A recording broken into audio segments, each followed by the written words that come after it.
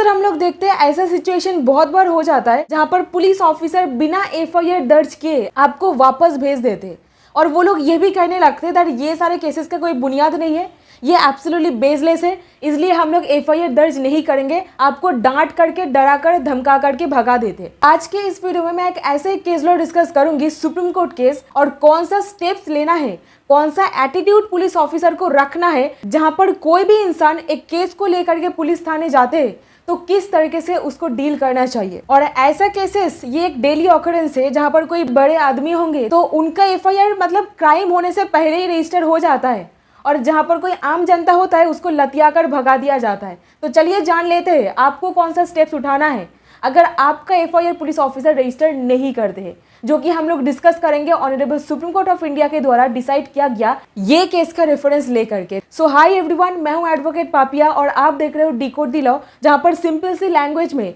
आम जनता को समझ में आए इस तरीके से कानून डिस्कस करते हैं, क्योंकि at the end of the day फंसते ही आम जनता है। तो केस का नाम है सिंधु जनक नगरगोजे वर्सेस स्टेट ऑफ महाराष्ट्र 2023, एकदम रिसेंट केस है। तो हुआ क्या था, इस केस में जो कंप्लेनेंट है उनके ब्रदर को मार करके एकदम खत्म कर दिया गया था, और ये इंसिडेंट हुआ था 4 अप्रैल 2020 को। ठीक है, तो 4 अप्रैल को ये इंसिडेंट हुआ था 2020 में, और अभी जा करके एफआईआर दर्ज किया जा रहा है। आप सोच सकते हो, देखिए ये मतलब क्या है, मुझे भी अक्सर समझ में नहीं आता है। बीइंग एन एडवोकेट ये पता नहीं होता है ये लोग बकलोल है या फिर पैसा दे करके मतलब पुलिस एकेडमी पर घुस गए थे, क्या है पता नहीं है। इन लोगों को पता भी नहीं चलता है कि कौन सा कॉग्निजेबल ऑफेंस होता है, कौन सा नॉन कॉग्निजेबल।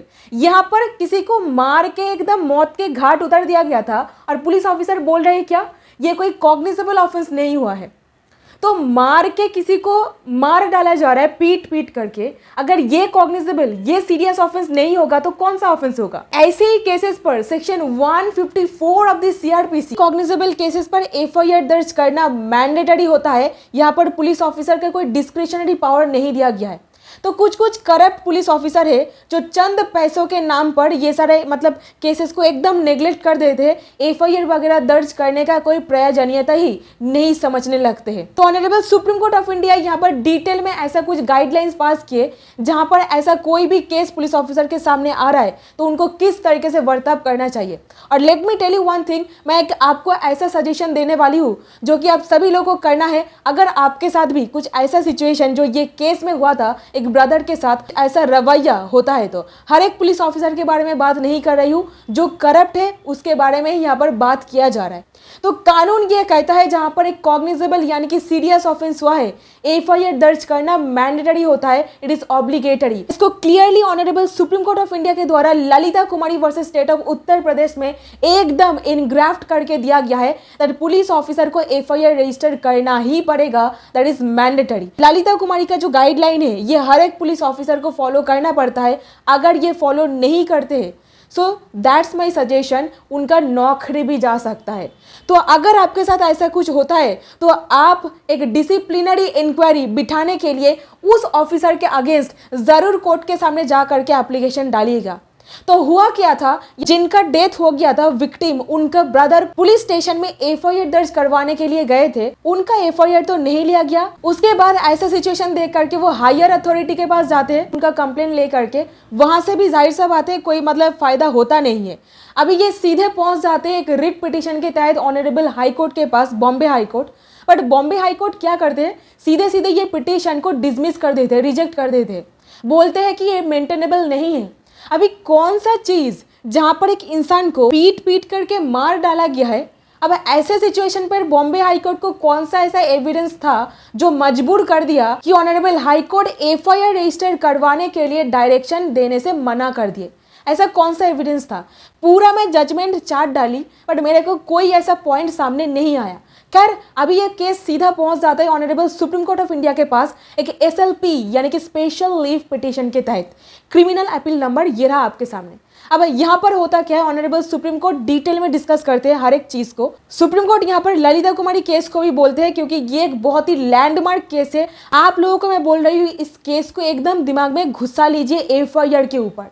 अगर एफआईआर के बारे में बात होता है तो ललिता कुमारी का केस सामने आएगा ही आएगा, क्योंकि इस केस से ही ये डिसाइड हो गया था दैट मैंडेटरीली एफआईआर दर्ज करना ही पड़ेगा कॉग्निजेबल केसेस पर। कॉग्निजेबल मतलब जहां पर मार पीट करके मार डाल दिया गया है, किसी का सर फोड़ दिया गया, हाथ पर तोड़ दिया गया है। अभी पुलिस ऑफिसर को कॉग्निजेबल केसेस के बारे में मतलब कोई आइडिया होगा तब तो वो रजिस्टर करेंगे ना, क्योंकि वो लोग पता नहीं पुलिस अकेडमी में मतलब ऐसा पुलिस ऑफिसर क्या पढ़ाई करे है, कुछ पैसा दे करके लगता है मतलब एडमिशन वगैरह उनका हो गया था।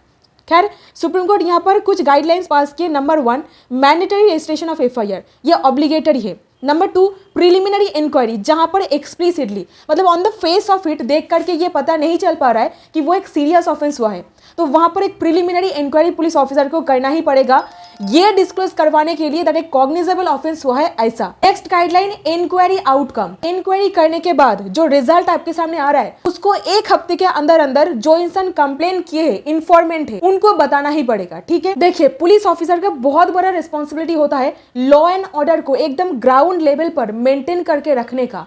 कोई क्राइम होता है तो एफआईआर रजिस्टर करके इन्वेस्टिगेशन चालू करने का, बट जहां पर पुलिस ऑफिसर खुद ही नेग्लिजेंट बन रहे तो उनको तो उनका रिस्पॉन्सिबिलिटी इस तरीके से याद दिलवाना ही पड़ेगा, है ना।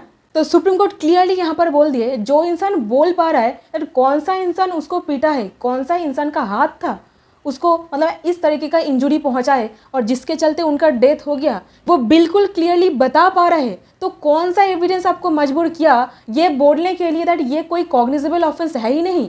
और फाइनली सुप्रीम कोर्ट स्टेट को यानी कि पुलिस अथॉरिटी को डायरेक्शन दिए एफआईआर तुरंत रजिस्टर किया जाए, इन्वेस्टिगेशन चालू किया जाए। अब देखिए ऐसा पुलिस ऑफिसर खुद को मतलब सुप्रीम कोर्ट के ऊपर भी लगता है, समझने लगते हैं अपने आप को, और इनका जो गुरूर है इसको तोड़ना बहुत ही ज़रूरी हो जाता है। तो इसलिए डिसिप्लिनरी एक्शन ये सब पुलिस ऑफिसर के खिलाफ ज़रूर करने के लिए मजिस्ट्रेट साहब को जा करके बोलिएगा, ताकि एक इम्पार्शियल इन्वेस्टिगेशन हो, जो एक्चुअल ऑफेंडर है उसको पनिशमेंट दिलाया जा सके। नेक्स्ट गाइडलाइन सुप्रीम कोर्ट जो बोले स्कोप ऑफ प्रिलिमिनरी इंक्वायरी, जहां पर केसेस कोई मैट्रिमोनियल डिस्प्यूट वगैरह होता है, फैमिली डिस्प्यूट वगैरह होता है, वहां पर एक प्रिलिमिनरी इंक्वायरी करना पड़ता है, उसके बाद ही एफआईआर दर्ज करना पड़ता है। टाइम बाउंड प्रिलिमिनरी इंक्वायरी यानी कि 7 दिन के अंदर अंदर। देखिए हमारा जो कानून था जो ब्रिटिशर्स के द्वारा मतलब बनाया गया था, वहां पर ऐसा कोई टाइम लिमिट नहीं दिया गया था और बहुत सारा लकूना भी था जिसके चलते आम जनता बहुत ही मतलब सफ़र करते थे।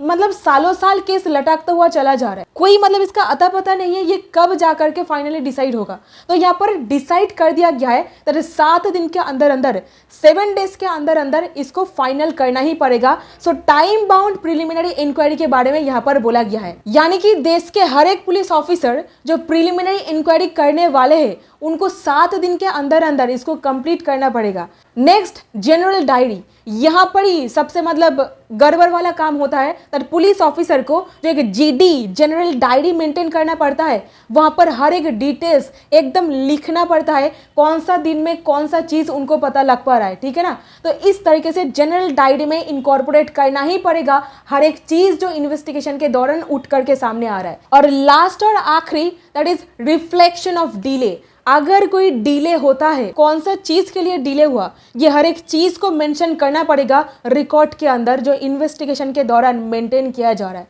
सो these are the guidelines. I hope आपको एकदम सिंपल लैंग्वेज में मैं बोलने की कोशिश की हूँ, आपको समझ में आ रहा है। तो honourable justice Bela M Trivedi and justice Dipankar Datta ने रीएनफोर्स किए है ये पर्टिकुलर रिसेंट केस पर। तो एफआईआर एक ऐसा चीज है ना, अगर उसको कोई इंसान रजिस्टर नहीं करता है या फिर करवाता है तो इन्वेस्टिगेशन शुरू ही नहीं होगा।